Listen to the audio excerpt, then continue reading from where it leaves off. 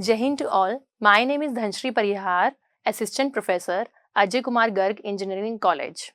And my topic for today is Control Memory from subject Computer Organization and Architecture. The contents include the instruction formats and the types of instruction in a computer system, along with the brief description on hardware control unit and control memory, and also the comparison between the hardware control unit and the control memory unit. So what is an instruction format? Before understanding what is instruction format, we need to know that what is instruction exactly in a computer system. And instruction is divided into two parts. But what is instruction? Instruction is a kind of set of rules which we need to perform some operation in a computer system. And by following that set of rules, that operation is performed. And where we will be storing this instruction? We will be storing this instruction in our primary memory or in hard disk drive. So, in computer system, this instruction is divided into two parts. One is your opcode part, that is known as the operational code part, and then the address portion, where the address where your operand is residing is stored inside your instructions. Now, what is opcode? Opcode is a kind of a binary code which will identify which kind of operation we need to perform on a particular operand. Whereas the address field is a location of our operand, where it is residing in our memory, either in register or in memory or somewhere else in our computer system. So in a basic computer system, since the memory, as we know that the Morris menu is following a 4096 configuration of memory, that is 2 raised to power 12 words. So we need 12 bit of address lines to find the address of an operand inside your instructions. So in a basic computer system, the bit 15 of the instructions specify the addressing mode. That may be either direct addressing mode or indirect addressing mode. So we have a look over here. As we can see over here, the 15-bit distribution is divided into three parts, and the two is split into two major parts. One is the address portion. As I told you earlier that in the this book Morris Meno, Computer Organization Architecture, the author is following an instruction set of 16-bit. So that's why the instruction is considered to be 16-bit. Although the instruction may be of 32-bit size, may be of 64 or 128, that depend upon the kind of processor we are using in our computer system. So here in this content, we are following a 16-bit of processor. So that's why the size of instruction is also 16-bit. So we are splitting this 16-bit into three parts. One is the address portion that will be splitted from 0 to 11. And then we have an opcode part that will be of 3-bit, that is from bit number 12 to bit number 14. And the last most significant bit is used to identify the mode of the particular instruction, either the direct mode or the indirect mode. Now, why only this address is of 12 bits? What is the reason behind that? As it has been taken by the author that the memory for which we are writing this content is of 4096 size. Okay, so 4096 means 2 raised to power 12, and whatever be in the power of 12 in that configuration, in the power of 2, that will be taken as your address lines. So this is our address line, and whatever will be the into and the number of bits along with that into is our data lines. So here we are having 4096. If it is 4096 into 16, it means it will be having 12 address lines and having 16 data lines.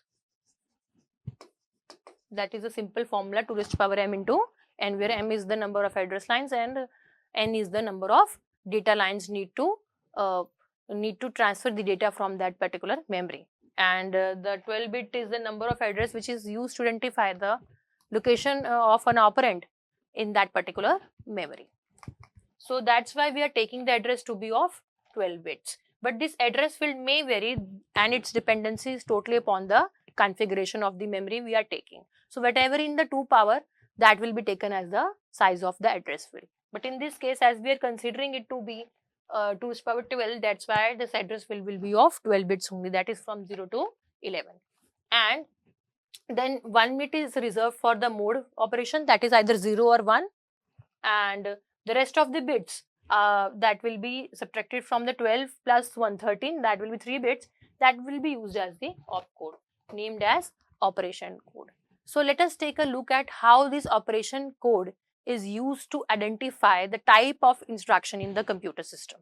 So that is the major role of using the opcode, which kind of instruction this particular instruction needs to follow and where it is situated in your computer system. So we have three types of instruction over here. This is types of instruction.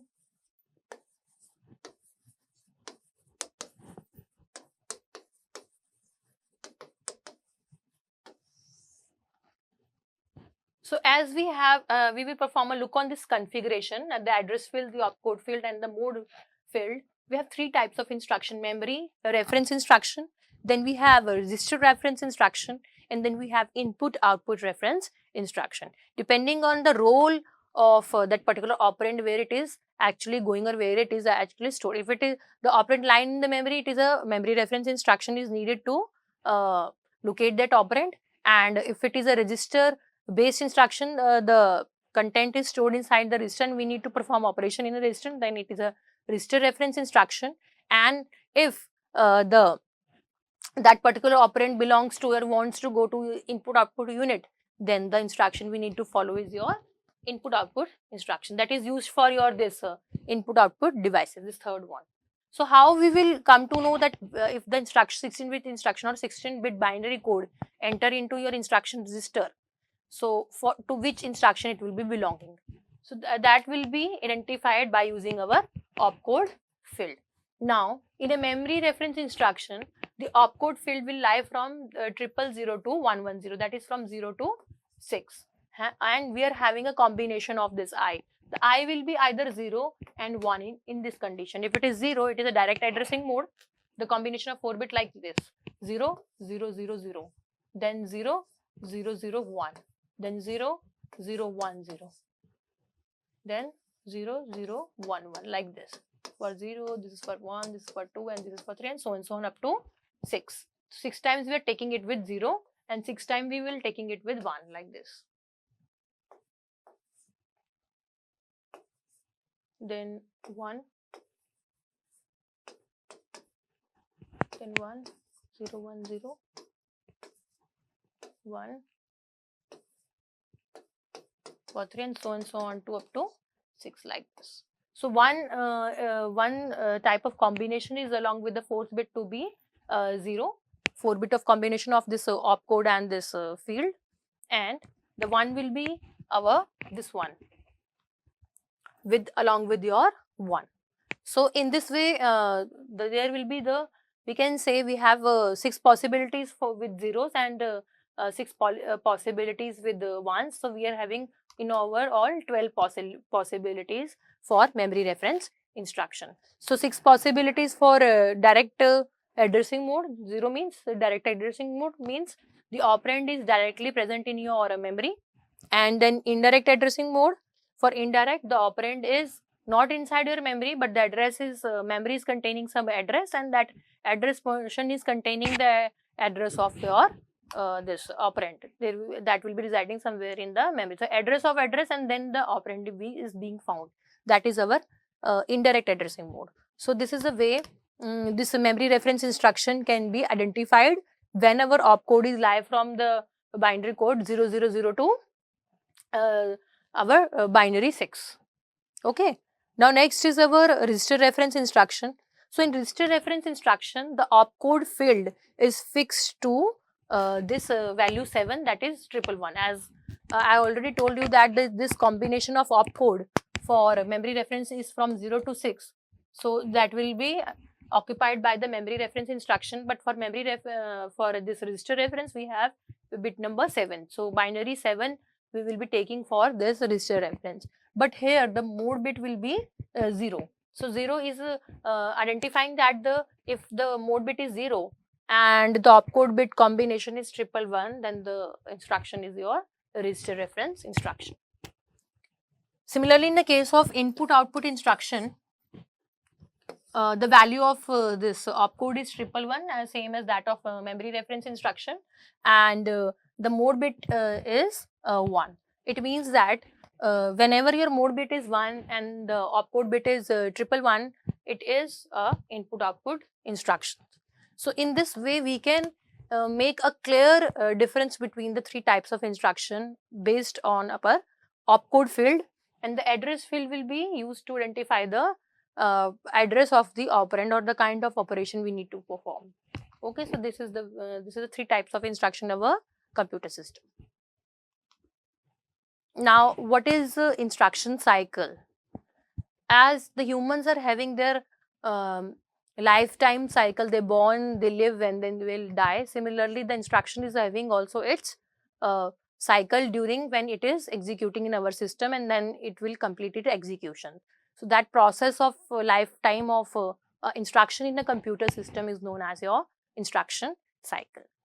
Now, the very first phase of instruction cycle is the fetching of an instruction. So, what do you mean by the fetching of an instruction? Whenever the CPU will give some address, that address is need to be stored in the program counter. Okay, and that program counter is containing the address of next instruction to be executing in the memory. So that address will go to address register AR, and then it will go to our memory. Suppose this is our memory. So that address will go to some location in our memory. So now what is the fetching of an instruction? This fetching of instruction is the very first step in instruction cycle, as here it will be shown that the sequence counter is 0 and the content of program counter is loaded in accumulator. As I told you that the CPU will issue some address, and that address will be stored in the program counter, that is the address of next instruction to be executing in a computer system, and that instruction is then address is being loaded in an address register, and it will be locating to some label, address label in your memory. So fetching of instruction means that at particular address we have instructions stored in your memory, and that instruction need to be uploaded in your IR register and divided into three parts: address, opcode, and mode bit. So this step is known as fetching step.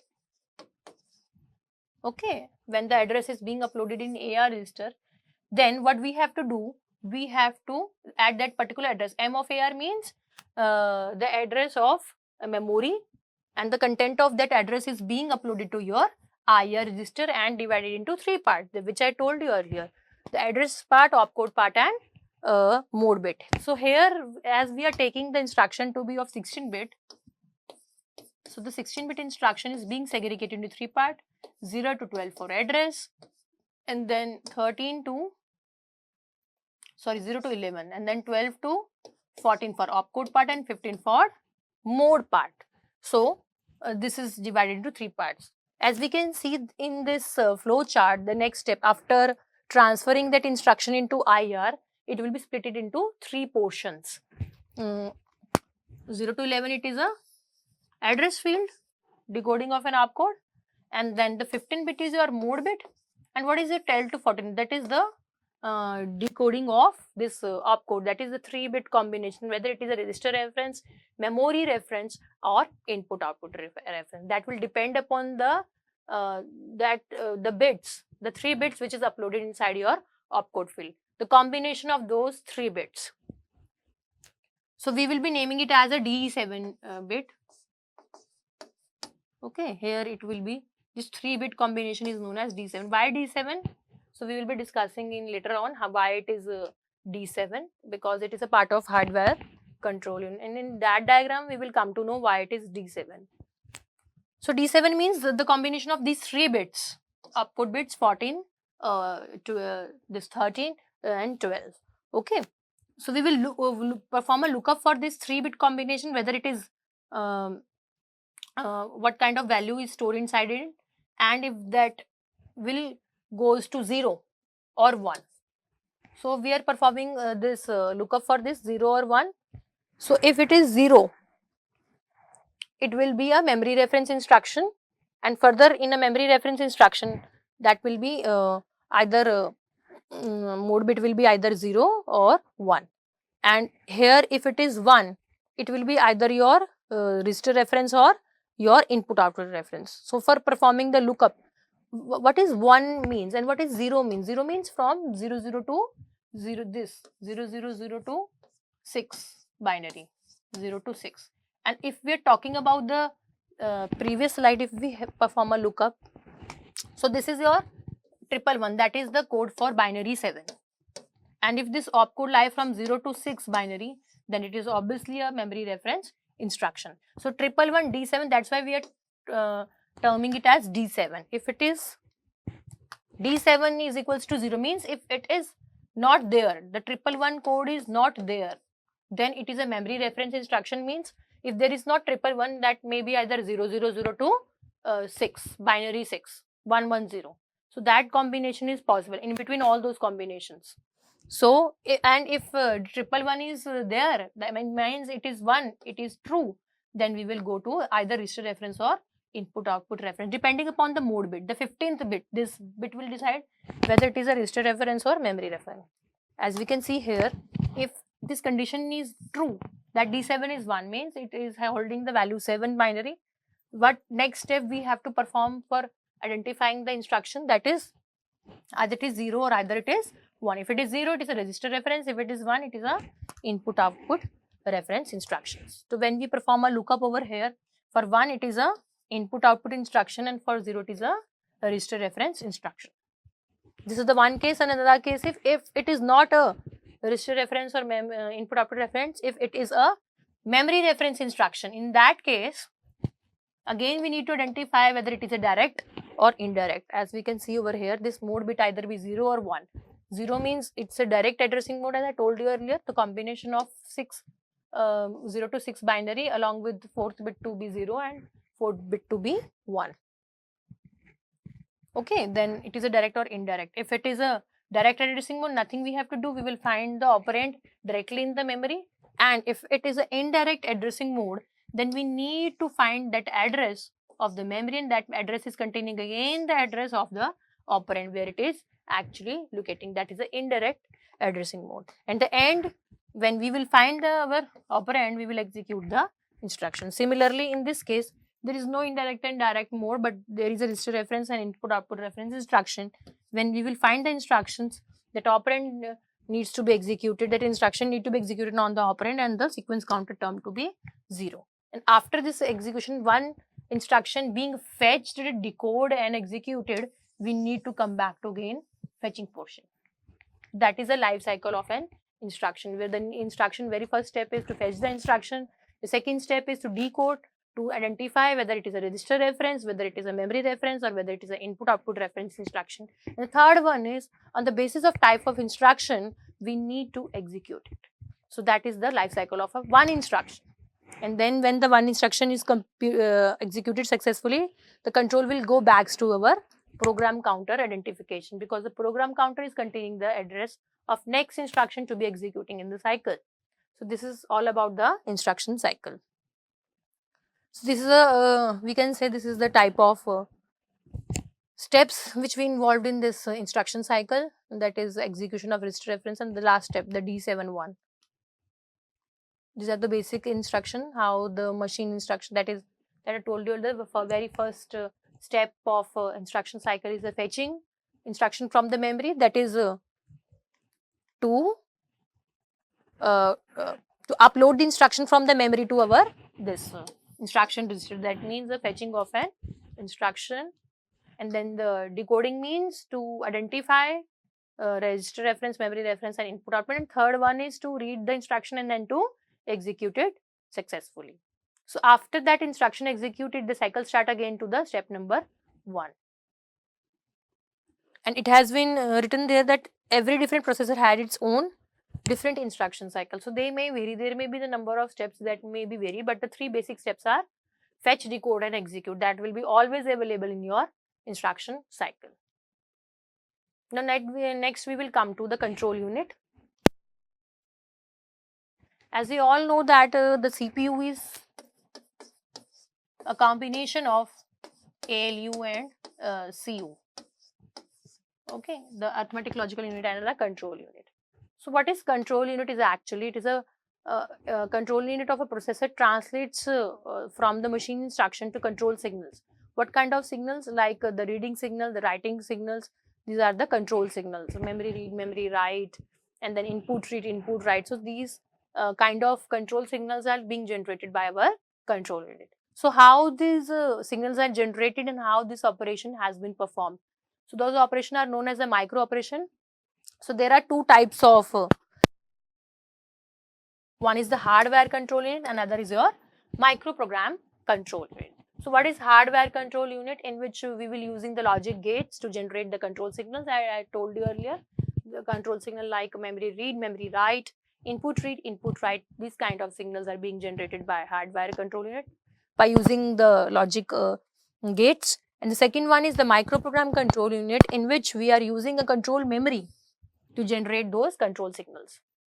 Okay, so there is no logic gates. We are just using a one control memory chip, and certain micro operation and instructions are being loaded over here, and the signals are generated. So let us have a look at what is a hardware control unit look like. So this is a block diagram of hardware control unit. In a hardware control unit, what we are having, this is the instruction register. As I told you that the instruction is being fetched from your main memory to our IR register, that is the fetching task. Okay, it is being uploaded over here, and it is divided into three parts: the address portion, the opcode portion, and the mode bit inside your instruction register. Now the next step that I told you that we will discuss later, that what is the decoding portion, why we are naming that bit to be D7 bit when we are using in your flowchart over here. This one, why we are taking it to be D7. So why D7? Because it is decoding bit D7. So here we are using decoder to convert these three binary bits into 7, not 7 but 8 outputs, 8 decoding outputs. Whereas the 0 to 6 will work for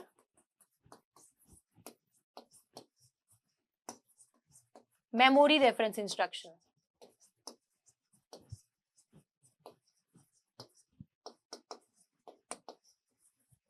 Okay, and the 7th bit D7, that's why we are naming it to be D7, as it is a decoder output D7. It will be used to identify the register reference and input output reference instruction. So here this decoder is converting. Now this will be taken as a flag bit I.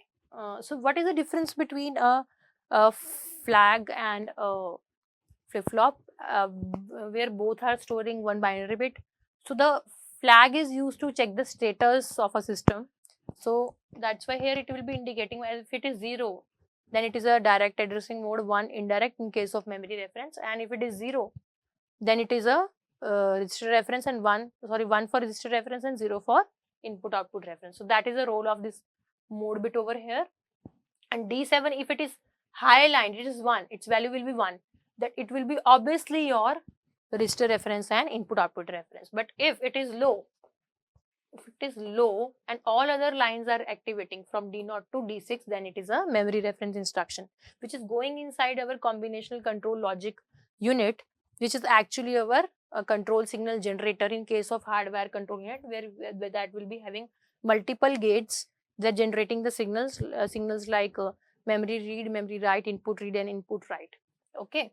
Now along with this decoding circuit and generation of control signals, there will be a check performed by we can say a timing unit is embedded in this hardware control unit, and that will be done with the help of the sequence counter.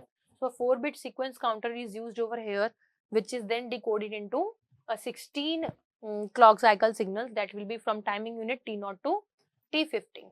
So these all operations are being performed from timing unit T0 to T15, and dedicated time slot for performing one kind of operation. Although your decoding is also having one precise timing duration to get it completed. So let us have a look at this. Here we have an incrementer, clear, and a clock, which is used for generating the sequence counter, and we are having a timing unit from T0 to T15. So we have a very clear time timing diagram for this hardware control unit. And this timing signals like T0, T1 and T2 to T3, they are also shown in our this flow chart. This one.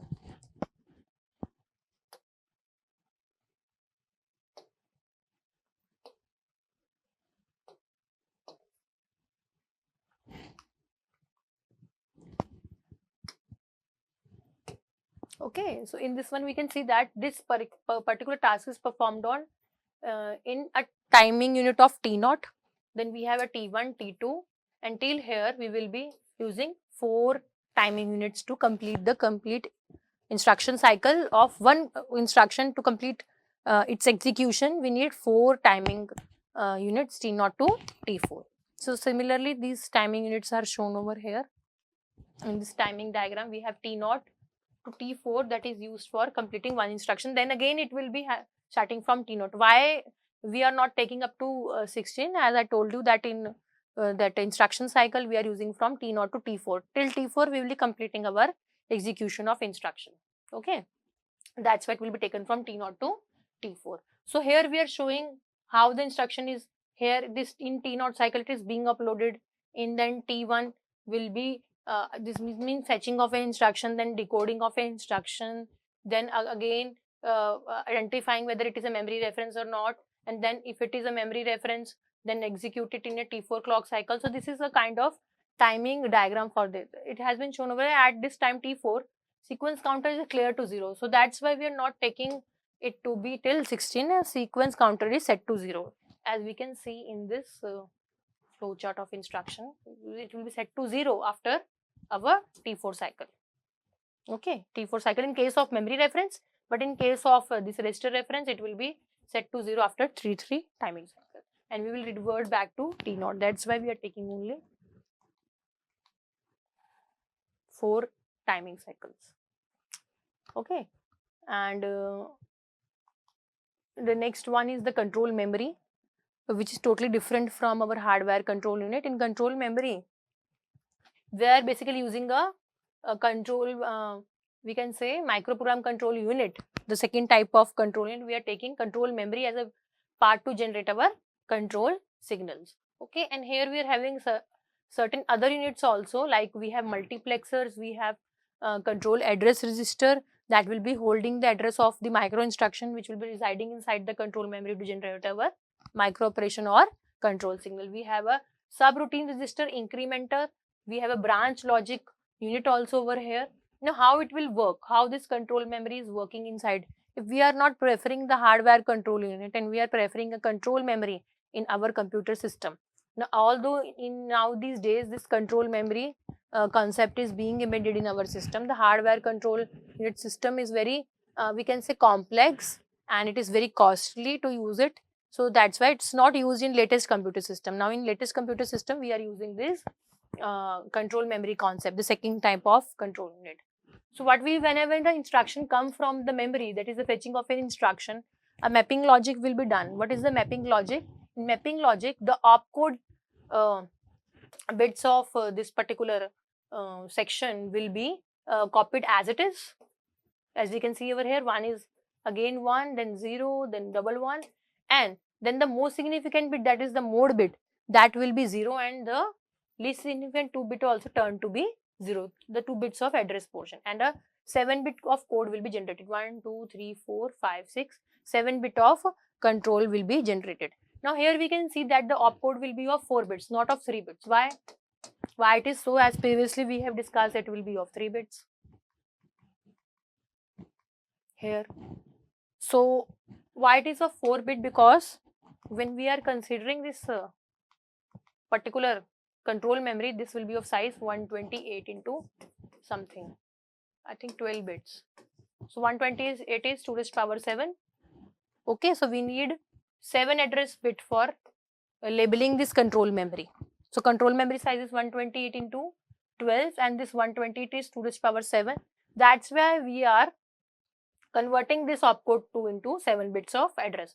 1, 2, 3, 4, 5, 6, 7 to make this address possible. So actually what address we are getting, this address is of used for labeling this control memory, and it is the address of this micro instruction residing inside our control memory. So this is the mapping logic. Whenever the instruction being put into instruction register, we need to convert it into a 7-bit of code like this by doing this kind of mapping logic.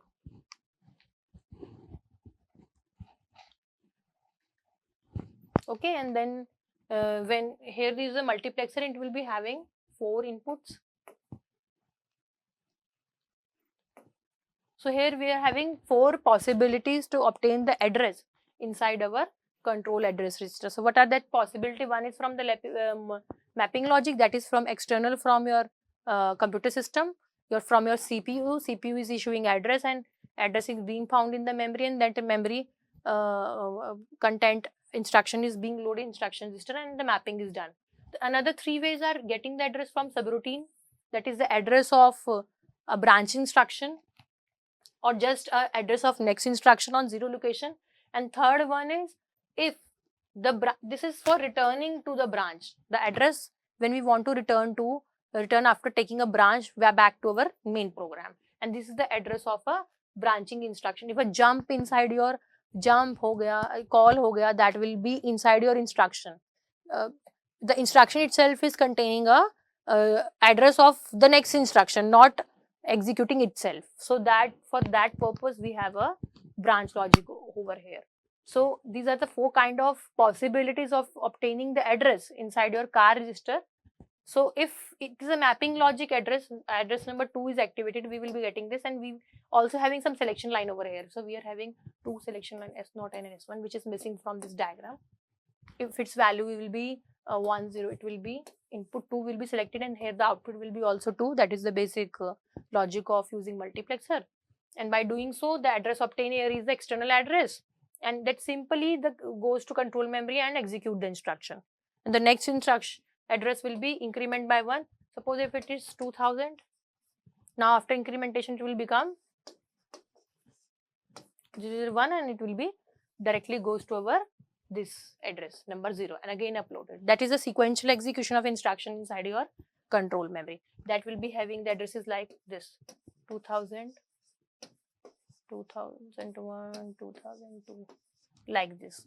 That is the one possibility of execution of instruction. Now what will happen if the address obtained over here is containing some other address? Suppose it will be having 2009 inside it. That is a kind of a jump, and for doing so, we want to increment the address. We will be incrementing, but where we need to store that incremented address, because after 2000, the 2001 instruction need to be executed, but it is not, because inside the instruction we are already having some other address, that is a jumping address, and then we need to store this 2001 into SBR register. So whenever this 2009 instruction will complete its execution, it will come back to this 2001. So here when the 2000 is having 2009 address, it will automatically increment the address, but this incremented address needs to be stored in subroutine register. It will be 2001. So it will not be activating over here. Right now, after incrementation, this will be going over here and will be indicating that this will be not the next execution address, but it will be executed later on. So what address right now will be executed? That is 2009. So after incrementation, it will be storing that address in subroutine and not executing it, and then it will be directly executing 2009. That is the branch address. So here no instruction will be executed. It will not go to control memory for execution, and it will be then go to this, and here it will be updated at 2009. Okay, and the 2009 address is located inside it. That is a branch, and we will get a branch address, and the address number 3 will be done. And whenever the branch is activated, it will go back to address 2000. So this is the way how this control memory is working. So that's all about the control memory. Thank you, and Jai Hind to all.